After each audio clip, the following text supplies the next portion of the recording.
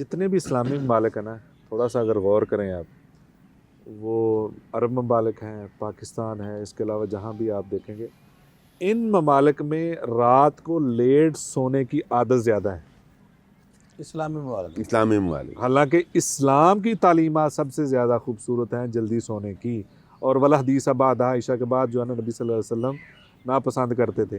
اور جتنے بھی آسٹریلیا، جاپان، چائنا، کوریا، جتنے بھی بڑے اس طرح کے ملک ہیں ترقی یافتہ.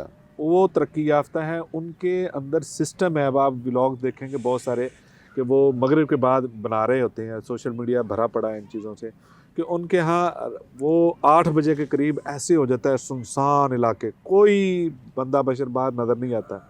اور ہمارے ہاں نکلتے، جیسے میں نے مثال دی، نکلتے مغرب کے بعد ہے. میرے دوست ہیں عثمان انور، ابھی وہ ہمارے ساتھ واقع میں تھے، جی تو ان کا بھائی ہوتا ہے آسٹریلیا میں، جی جی سسٹرز بھی ہوتی ہیں.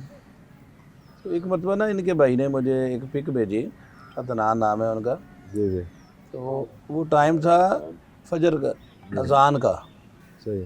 اور اذان کے وقت میں روڈ دیکھا بالکل بھرا ہوا تھا ٹریفک کے ساتھ. جی جی کہتے یہ وقت ہے ہمارا ادھر جانے کا آفس میں، صحیح اور عصر کے قریب جو ہے ان کو چھٹی ہو جاتی تھی. صحیح.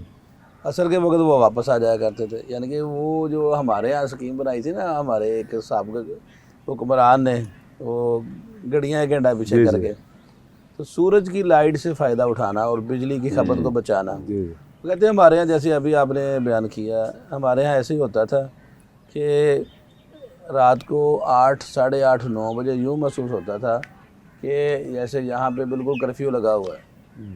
سب ہوٹلز ایسی ساری چیزیں بند ہو جاتی ہیں، اور لوگ سکون کے ساتھ اپنے گھروں میں اپنی فیملی کو ٹائم دیتے ہیں اور وقت پہ سوتے ہیں.